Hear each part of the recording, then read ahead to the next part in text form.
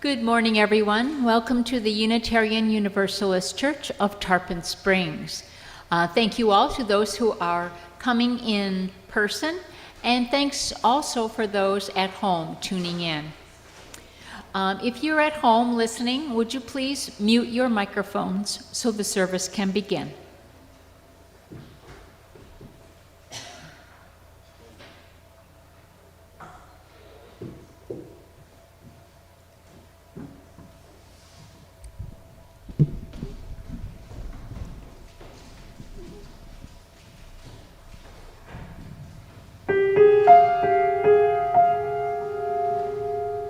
Let me tell you a story about an old friend of mine. Somebody left her in a shopping cart in a parking lot for us to find. Just a fuzzy black pup. She was hungry and feeling alone. We put her in the back seat, told her we were taking her home. Run, Maggie, run, with the heart of a rebel child. Oh, run, Maggie, run, be just as free as you are wild.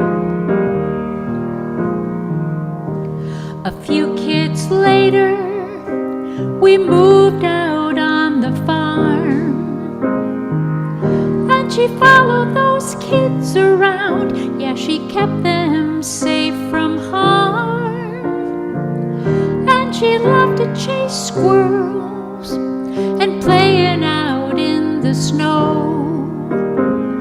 She'd take off like a bullet. Man, you should have seen her go. So run, Maggie, run, with the heart of a rebel child. Oh, run, Maggie, run, be just as free as you are wild.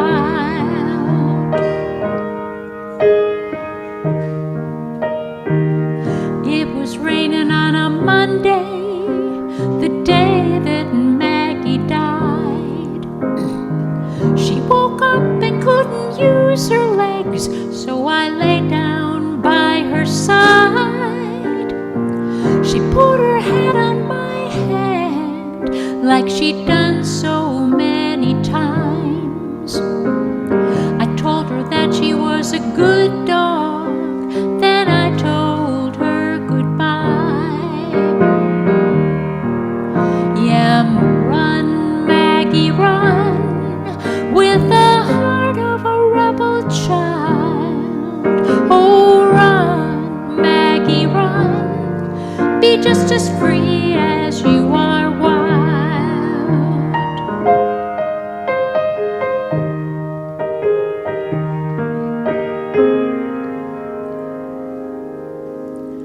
I had a revelation as the tractor dug the hole.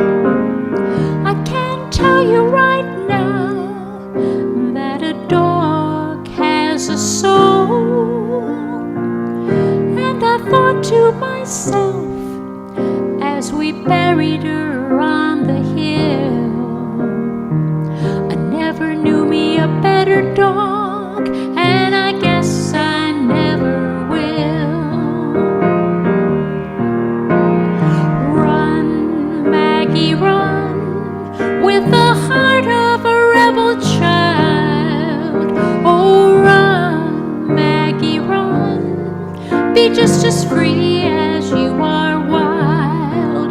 Be just as free as you are wild.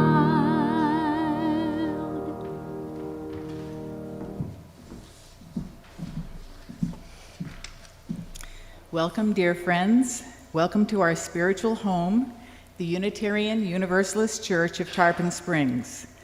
Our church is located here in the heart of the walkable Tarpon Springs Historic District and is known as the home of the Innes paintings. My name is Judy Lucarelli, and I am serving as worship associate today. We are a church of many welcomes, and we offer a warm welcome to all of you who have joined us, either here in the sanctuary or at home on Zoom. There are headsets for the hearing loop, if you need them, in boxes that look like this at the entrance doors, just outside each entrance door, if you would like to use one. This is a liberal community for all ages, promoting spiritual growth, social justice, and the arts. As such, ours is an active church, and everyone is invited to participate in any of our activities, whether you are a member or not. To learn more about events, our church calendar is on our website, uutarpon.org, or you can discuss activities with church members. Our children are with us during the beginning of the service at this time, and we have faith formation programming available with our gifted leader, Jami Cruz. Children gather for their time together with her after the story. If you'd like more information about our programming, please see Jami after the service. Those present with us in the building, we have connection cards available in the pews near the hymnals.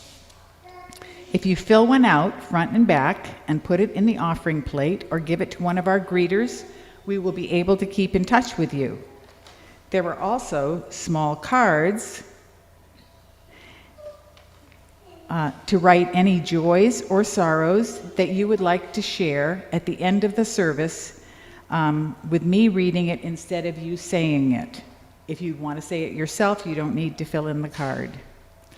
Please add these cards to the offering plate. We're delighted to have Samara Powers with us leading the service today. Samara is a mom, a poet, a non-theistic, non-binary, queer-positive, trans-positive, relationship anarchist with a degree in English and a professional background in marketing and graphic design. Perfect to be a UU minister. I'm sorry, with a math background, when I say non-binary, I'm thinking something totally different, but anyway. Feel free to ask her about any of that after the service.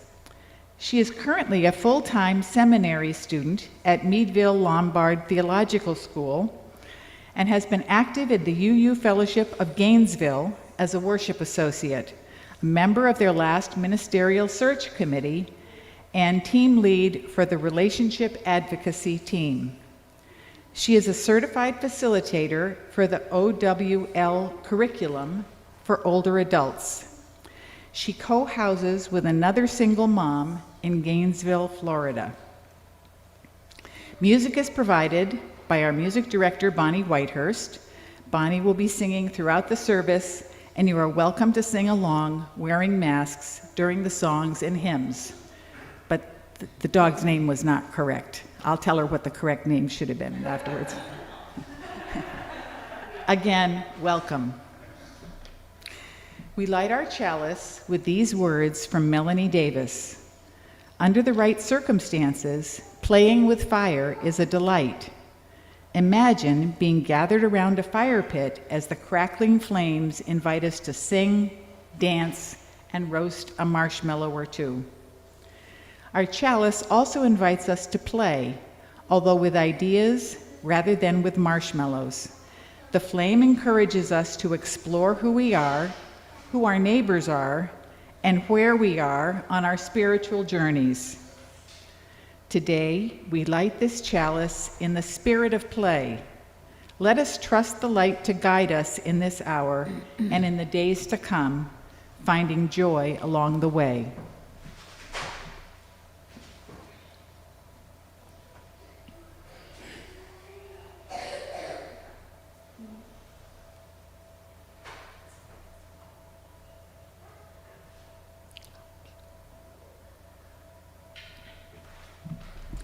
At this time, let us sing number 123 in the gray hymnal, Spirit of Life, 123.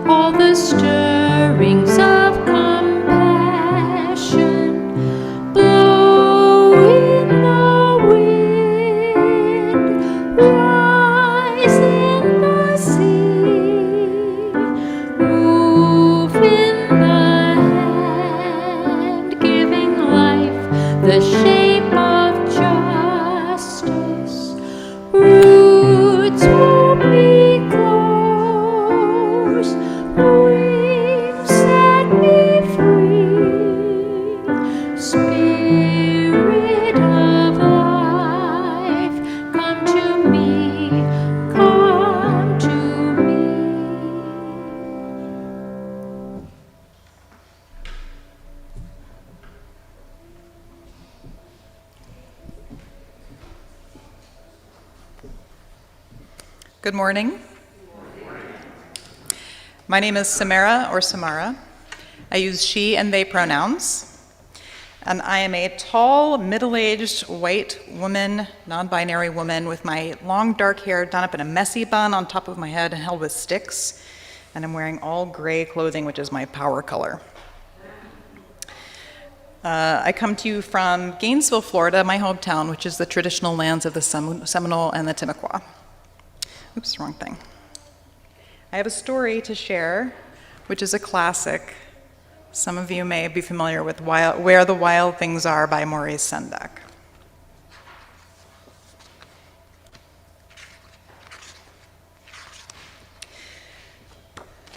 The night Max wore his wolf suit and made mischief of one kind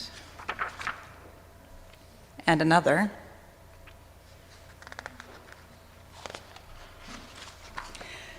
his mother called him Wild Thing, and Max said, "I'll eat you up."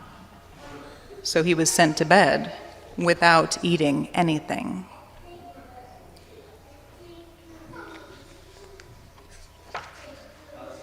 That very night in Max's room, a forest grew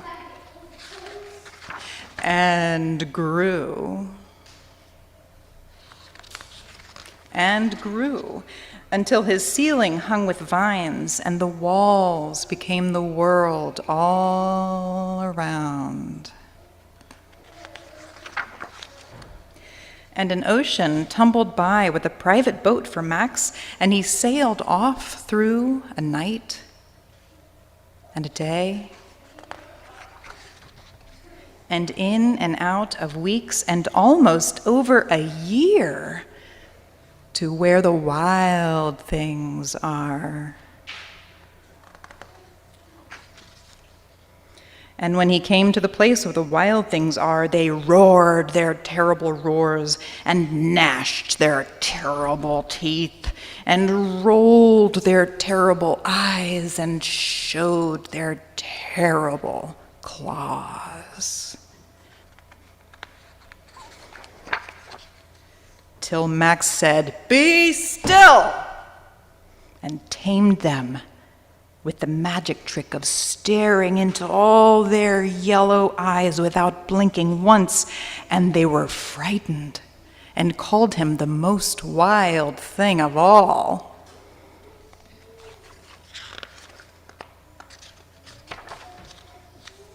And made him king of all the wild things.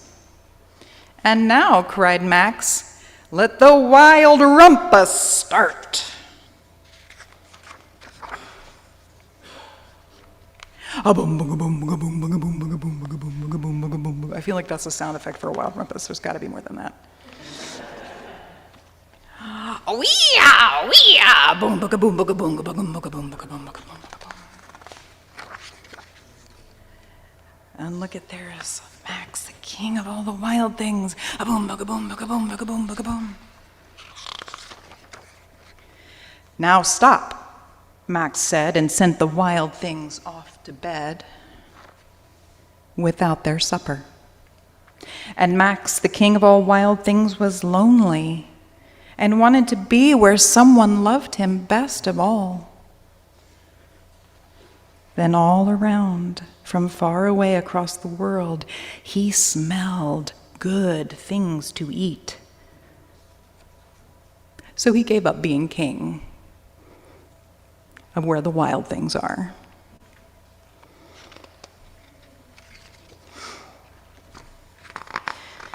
But the wild things cried, "Oh, please don't go. We'll eat you up. We love you so." And Max said, "No." The wild things roared their terrible roars and gnashed their terrible teeth and rolled their terrible eyes and showed their terrible claws. But Max stepped into his private boat and waved goodbye and sailed back over a year and in and out of weeks and through a day. and into the night of his very own room, where he found his supper waiting for him. And it was still hot.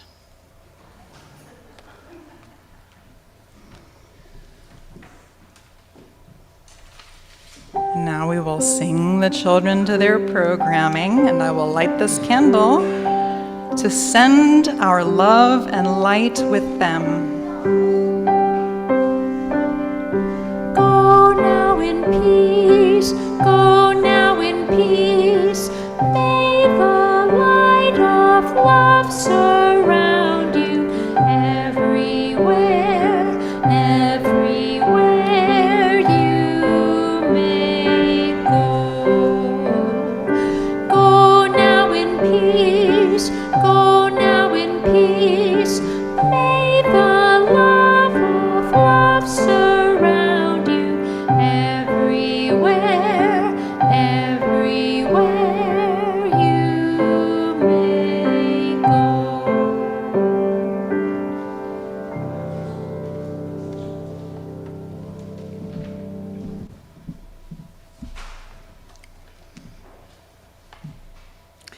Now is the time in the service where we receive our offering for the work and welfare of this church. Ours is a free faith which must sustain itself financially.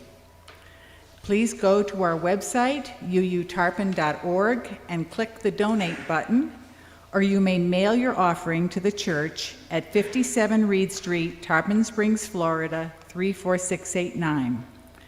For those of you with us in person, in the sanctuary, you can place your offering in the offering plates as they are passed. The offering will now be gratefully given and received.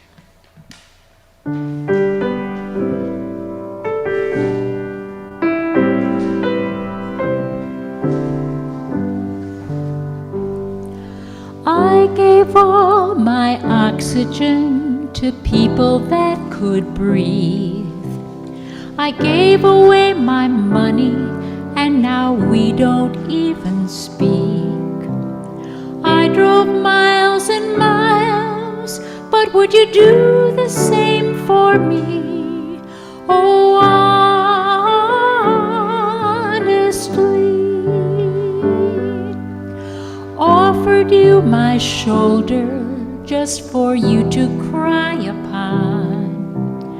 Gave you constant shelter and a bed to keep you warm. They gave me the heartache, and in return I gave a song. It goes on and on. Life can get you down, so I just numb the way it feels. I'll drown it with a drink and out-of-date prescription pills. And all the ones that loved me, they just left me on the shelf. No farewell. So before I save someone else, I've got to save myself. I gave you all my energy, and I took away your pain. 'Cause human beings are destined to radiate or drain. What line do we stand upon? 'Cause from here it looks the same, and only scars remain. Life can get you down, so I just numb the way it feels. I'll drown it with a drink and out-of-date prescription pills. And all the ones that love me, they just left me on the shelf. No farewell. So before I save someone else, I've got to save myself. So before I blame someone else,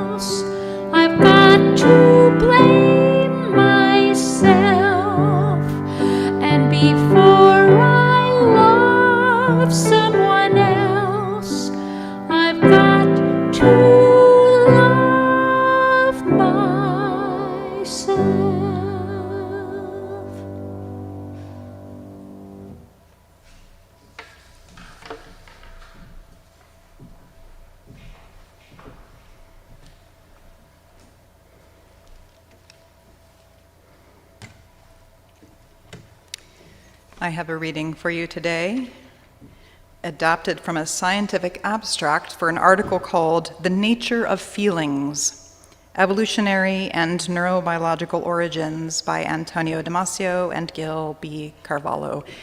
You'll be relieved to know it's every bit as exciting as it sounds. Feelings are mental experiences of body states. They signal biological need, for example, hunger, physical injury, for example, pain, optimal function, for example, well-being, threats to the organism, for example, fear or anger, or specific social interactions, for example, compassion, gratitude, and love. Feelings are a key part of life regulation. The neurological mechanisms that underlie feelings can be found at all levels of the nervous system, from simple cells to whole complex regions in the brain, both deep and on the surface.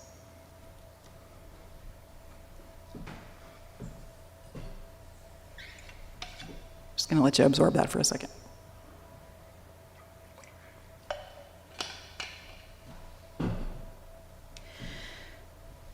So, when we talk about feelings within the framework of their scientific explanation, such as in the reading just now, the impact falls short, doesn't it?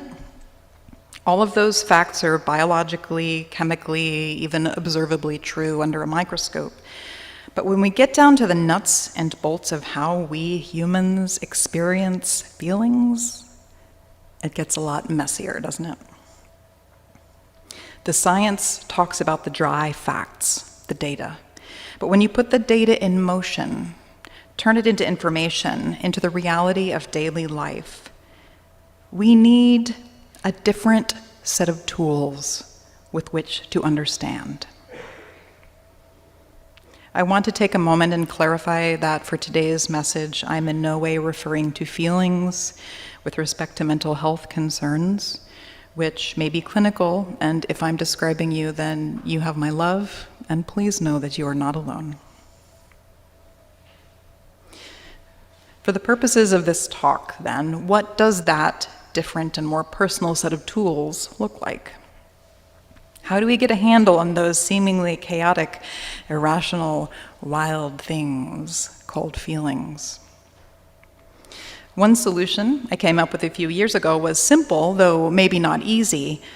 Treat them like our most beloved, loyal, and uncomplicated of companions, dogs. If you're a cat lover, just please bear with me for a little while longer.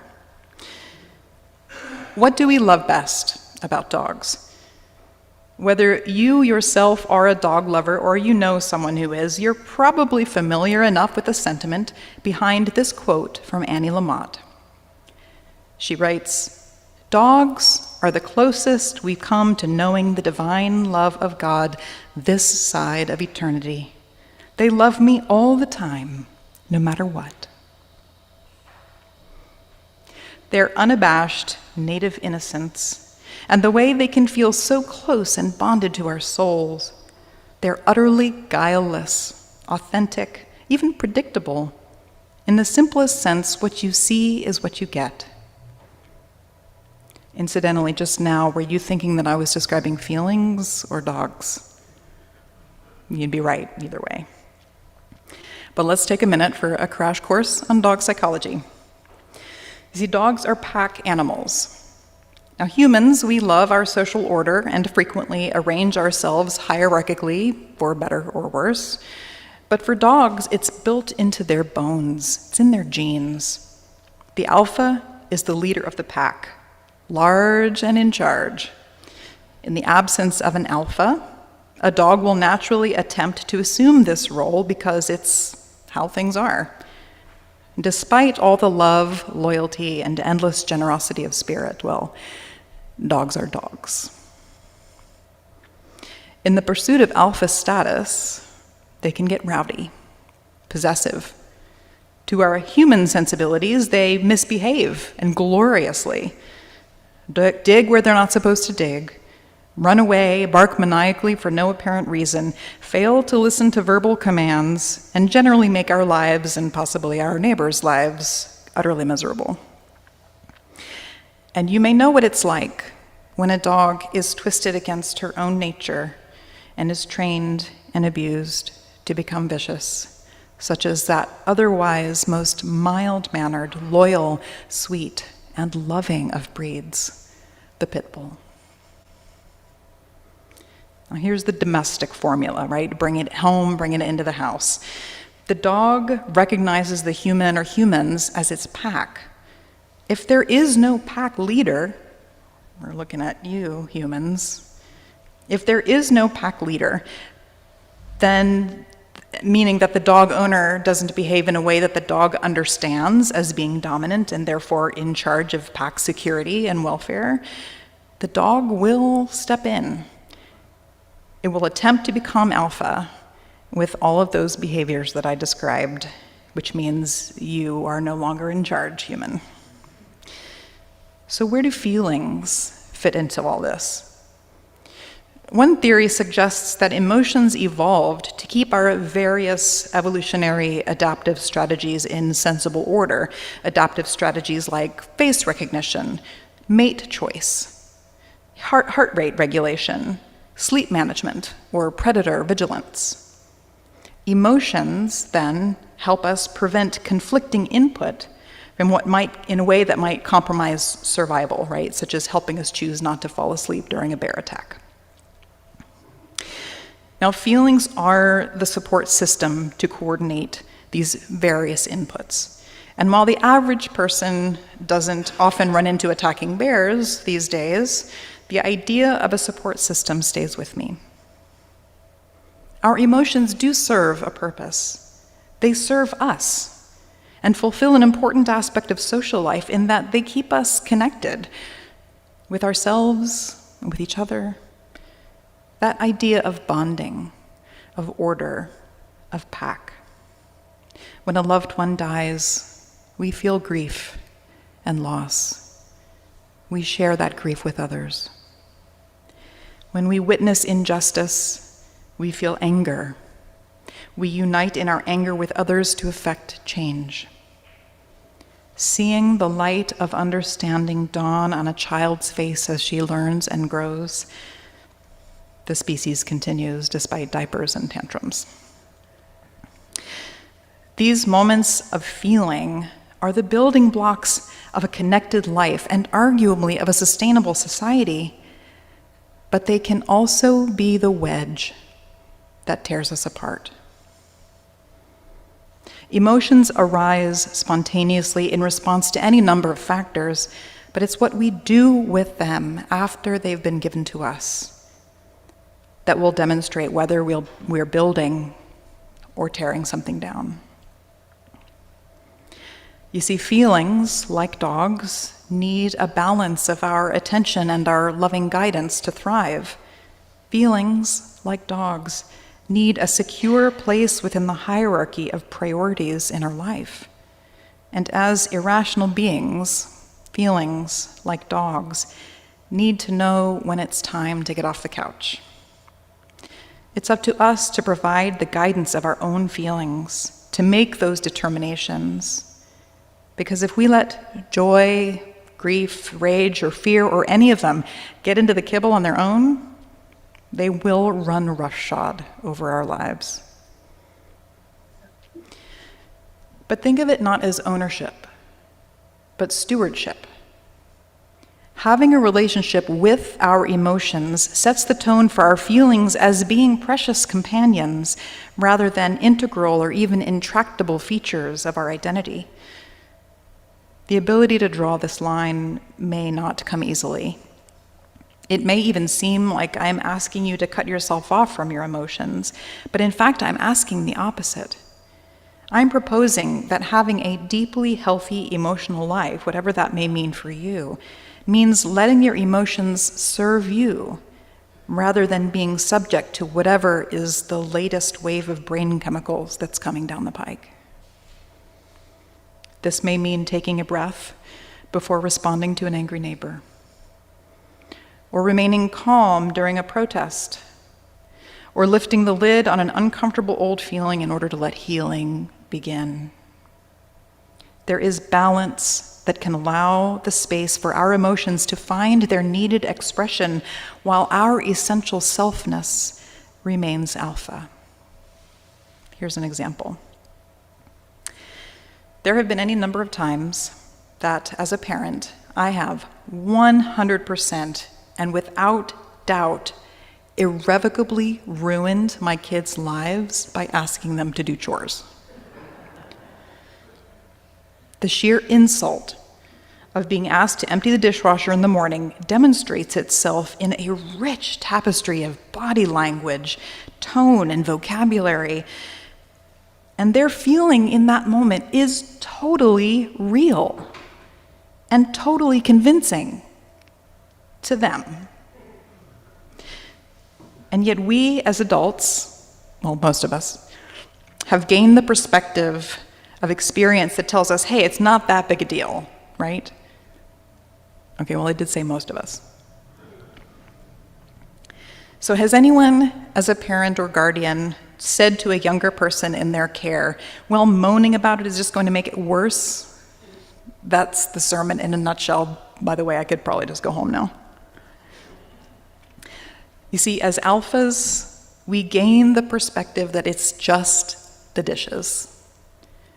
That doesn't eliminate the need to do the dishes, and it lets us remember other things. That's the thing that perspective does, is it gives us the ability to make a choice in the moment based on a context larger than just the feeling of that moment. It doesn't negate the validity or the reality or even the necessity of the feeling, but perspective reveals our feelings for what they are, our cherished, loyal companions, capable of running roughshod over our furniture or living peacefully and lovingly within our care, if only we acknowledge their need for security and expression. Case in point. The time I had to take my elder progeny to the emergency room when she was little. While driving, feeling terrified and simultaneously wanting to be strong for my sweet kid, I realized in my frantic state that I had no choice but to deal with my own feelings, and quickly. Guided purely by intuition, I took one hand off the steering wheel, and with a grasping motion over my head, I plucked my terrified self right out of my body, and then whoosh, plopped her in the passenger seat next to me. The image of her in my imagination was vivid and gruesome.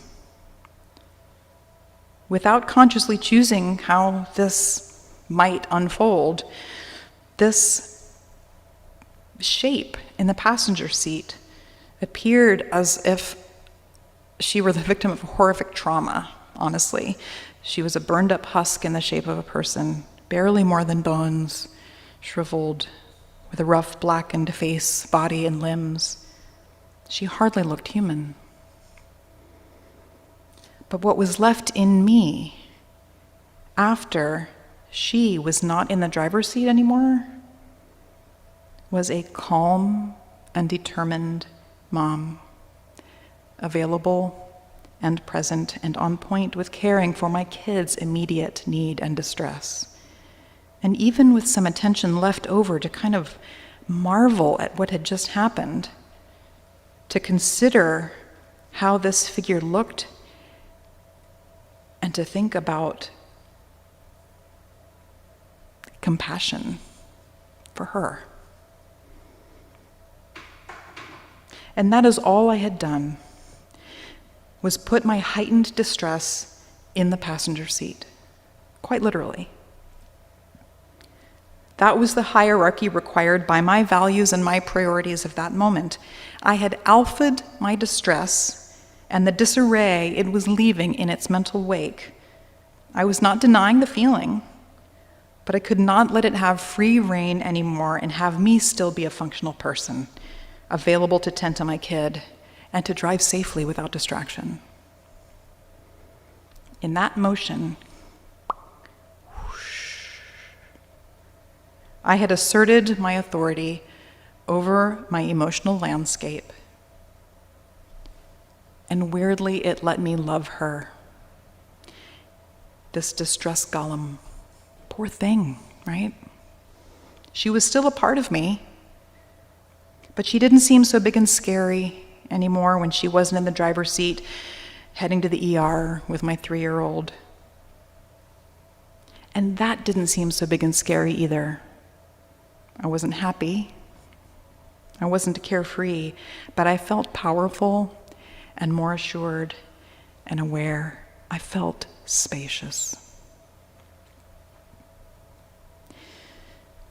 You may be wondering why I'm talking about this whole notion of feelings and dogs and why it matters today for this particular moment, right? Have you heard the term wedge issue in politics? I see some nodding heads, yeah.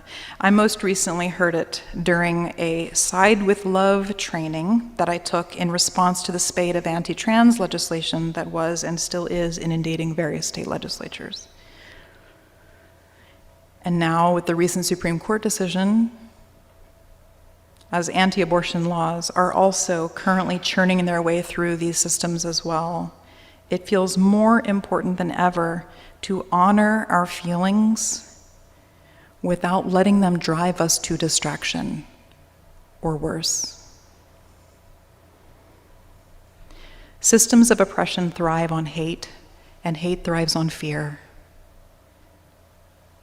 We in the US have demonstrated that on the political playing field, we seem to be more and more easily divided by wedge issues. We're othering people left and right. And this gets hard when the stakes are life and death. And it seems like they are life and death, doesn't it? But it's that drama that gets our attention. And it's the drama that systems of oppression are counting on to distract and divide us. The drama gets the ratings. And you can easily control a populace if you can control what they think. A tense narrative can really bend our glandular system, can it? Sometimes, if we let it. Another thing about dogs that I think is also true of feelings is they're both epic observers of minutia. They can sense and process subtleties that our conscious brains can't recognize or articulate very quickly. And this means a couple of things. Defying that manipulation relies on education. Absorb the input, honor it. What are you observing? Process it, right? And 2, sometimes the most revolutionary thing you can do is pause. Breathe. Compare your feelings to your values, and then choose how to respond. Because when it is matters of life and death, there are any number of things that are worthy of a response. But a reaction is just a mindless thing. A reaction is mindless. You, in choosing how you respond, can become mindful in that pause, in that breath.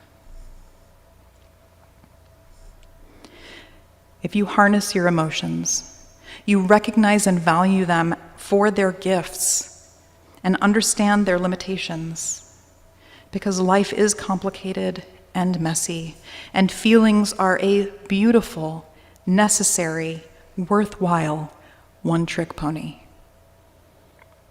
We as Unitarian Universalists owe it to our commitment to building beloved community in this day and this age by filling out the playing field with reason, flexibility, discernment, open-mindedness, empathy, creative problem solving, compassion, advocacy, and forgiveness. Doing the work of honest self-stewardship is some pretty crucial liberation work, I gotta tell you. Because if being in right relationship with our own emotions means that we can allow a little grace for how someone else's trauma might be informing their actions, if it allows you to remember that despair is not a good enough reason for inaction, and that's a big one. That's a big one for liberal folks in dominant culture, is letting despair stop you. If you can learn to work with your own emotions, even as you remember that your values can still be in the driver's seat, even when your feelings are huge and profound. If you can approach the dishes without thinking it's the end of the world, then you're adding something of spaciousness to a world that is packed too densely these days. Take that breath. Take the space. Take the moment to attend and attune, and then choose how you will act, because act you must. In these falling down days, when the fabric of our world feels as if it is ripping and tearing us right along with it, be revolutionary. Be revolutionary in claiming love, choosing love. Remember that if the fabric is tearing, we can play fetch with the threads and bring them home to each other, where we're keeping the meals hot. Blessed be.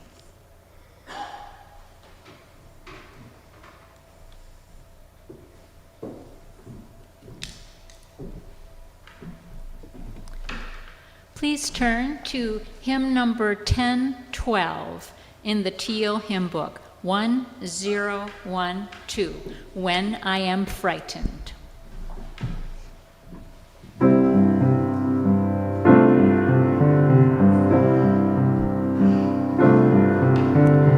When I am frightened, will you reassure me?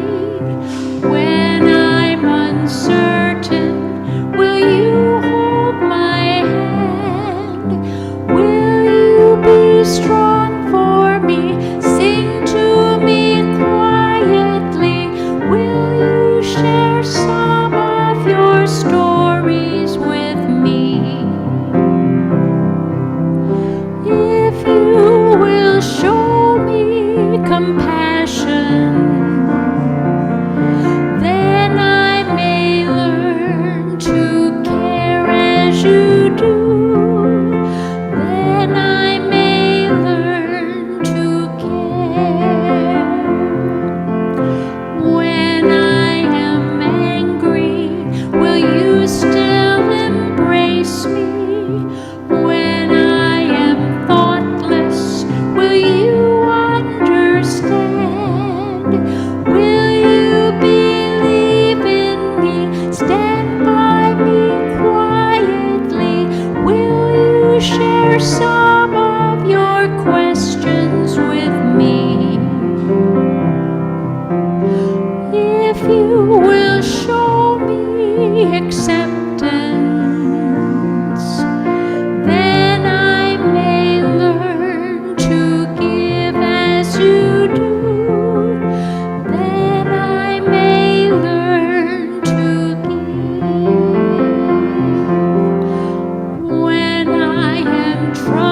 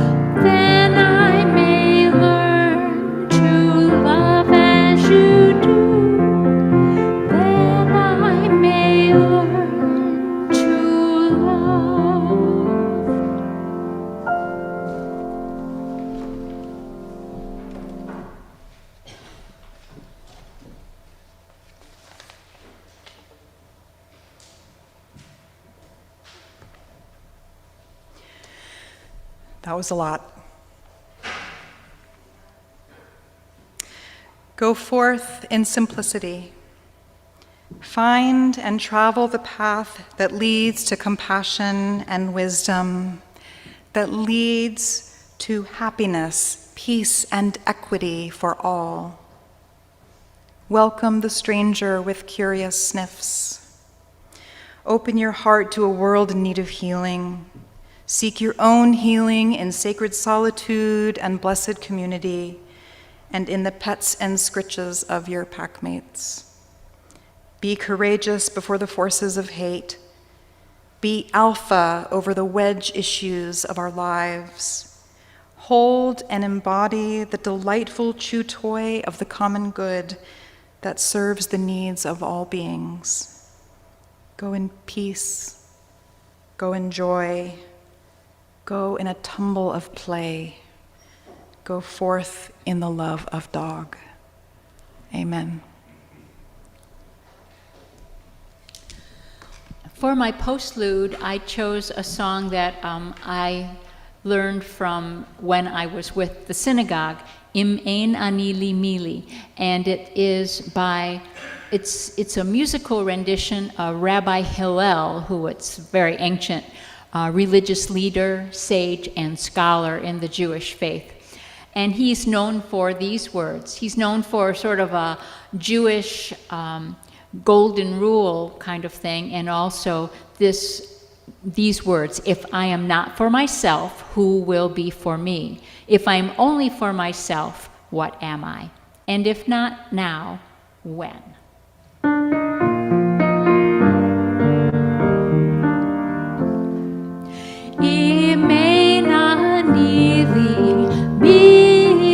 If I am not for myself, who will be for me?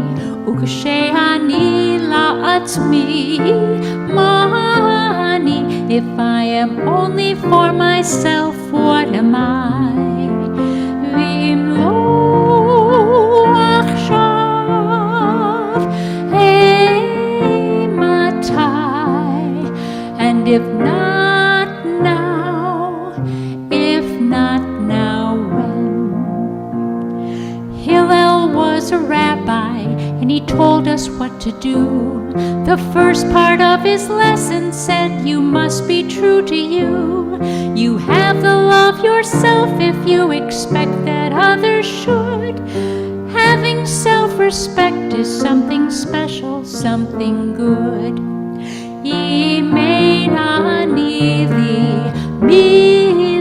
If I am not for myself, who will be for me?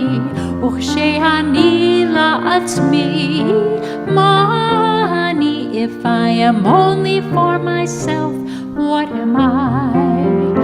V'im lo achshav matai. And if not now, if not now, when? Myself is very special, it's a place I have to start. But Hillel said we must make room for others in our heart. Yes, love yourself, but care and share, don't lock the others out. Caring for yourself and others is what life is all about.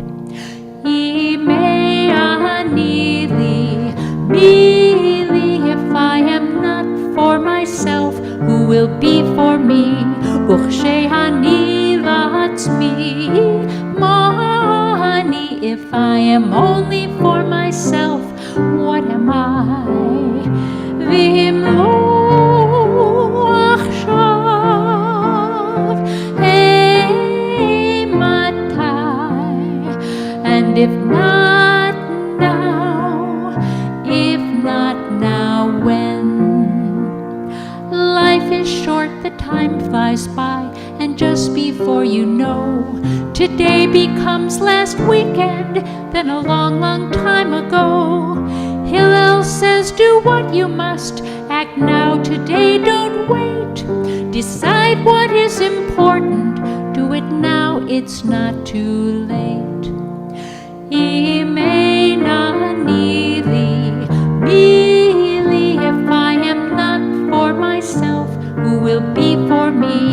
Urshehani lahatmi Mahani. If I am only for myself, what am I? Vim lo achshav matai. And if not now, if not now, when?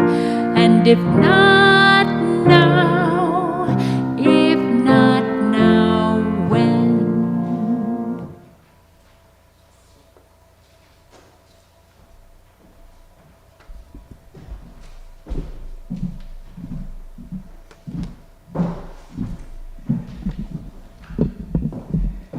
We hope that you found meaning in today's service.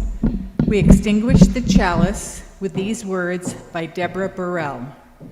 We have basked in the warmth and beauty of this flame and this community. As the chalice flame is extinguished, let us carry its glow within.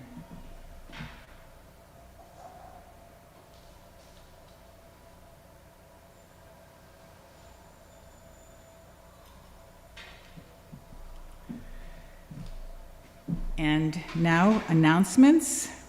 Today's very cool potluck luncheon will begin after the service concludes. We would like to remind you that with COVID increasing, we recommend wearing masks as much as you can during the lunch and in the social hall to protect yourself and others.